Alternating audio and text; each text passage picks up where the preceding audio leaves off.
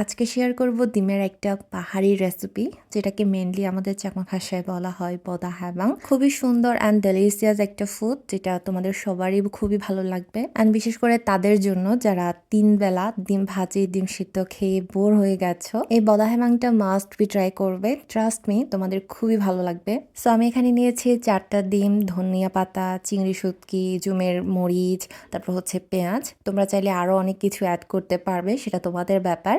তো আমি এখানে প্রথমে ডিমগুলো ভেঙে নিচ্ছি এক এক করে। এখানে হচ্ছে তুমি তোমার ডিমের পরিমাণটা, তুমি কতটা খেতে পারবে, তোমাদের ফ্যামিলি মেম্বার কতজন, সে অনুযায়ী হচ্ছে ডিমগুলো ভেঙে নেবে। দেন আমি হচ্ছে কাঁচামরিচ বাটা দিয়ে দিয়েছি, এখানে পেঁয়াজ কুচি দিয়ে দিয়েছি, দেন দিয়ে দিয়েছি চিংড়ি শুটকিগুলো, দেন কুচি করে ধনিয়া পাতাগুলো দিয়েছি, পরিমাণ মতো হলুদ, লবণ, অ্যান্ড লাস্টে হচ্ছে অল্প পরিমাণ, বেশি না, জাস্ট অল্প পরিমাণ সাদা সয়াবিন তেল আমি অ্যাড করে নিয়েছি। দেন এই ইনগ্রেডিয়েন্টসগুলো একটা চামচ দিয়ে ভালো করে নেড়ে চেড়ে মিশিয়ে নিব। সো এই কাজটা যখন আমি করছিলাম আমার খুবই ভালো লাগছিল। তোমরা নিজেরাই দেখো, খুবই কালারফুল হয়েছে, তাই না? জানি না ক্যামেরায় কতটুকু দেখা যাচ্ছে, বাট বাস্তবে এটা আরো বেশি সুন্দর ছিল। অ্যান্ড আমি তোমাদের সাজেস্ট করব, তোমরা এই ডিম হ্যাবাংটা যখন বানাবে বেশি করে ডিম দিয়ে বানাবে, কারণ এটা এত বেশি মজা হয় খেতে। অল্প করে বানালে দেখা যাবে তোমার পেট ভরবে না। সো হ্যাবাং যেহেতু করছি, এখানে কলা পাতা কিন্তু মাস্ট বি লাগবে। অ্যান্ড এখানে বাবা আগে ধরেই কলা পাতাগুলো আগুনের ছ্যাঁক দিয়ে রেখেছিল, যেন কলা পাতাগুলো একটু নরম হয় আর ফেটে না যায়।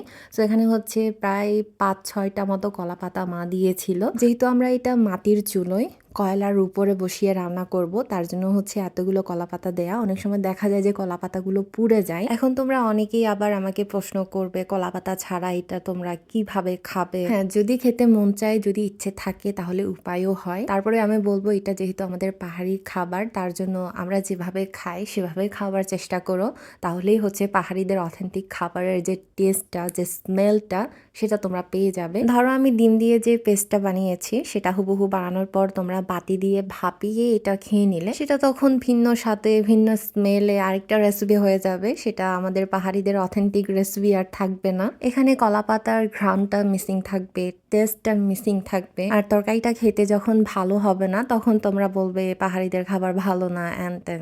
সো তার জন্যই এত কিছু বলা। আগুন ছাড়া জাস্ট এখানে গরম গরম কয়লাগুলোর উপরে বসিয়ে আমরা বদা হ্যাবাংটা করেছি। অ্যান্ড এখানে আমাদের সময় লেগেছে প্রায় 20 থেকে 25 মিনিটের মতো। দেন আমাদের ডিম হ্যাবাংটা, মানে বদা হ্যাবাংটা হয়ে গেছে। এমনিতে হচ্ছে কলাপাতা দিয়ে যখন আমরা কোনো কিছু রান্না করি, তার স্মেলটা গোটা বাড়িতে ছড়িয়ে পড়ে।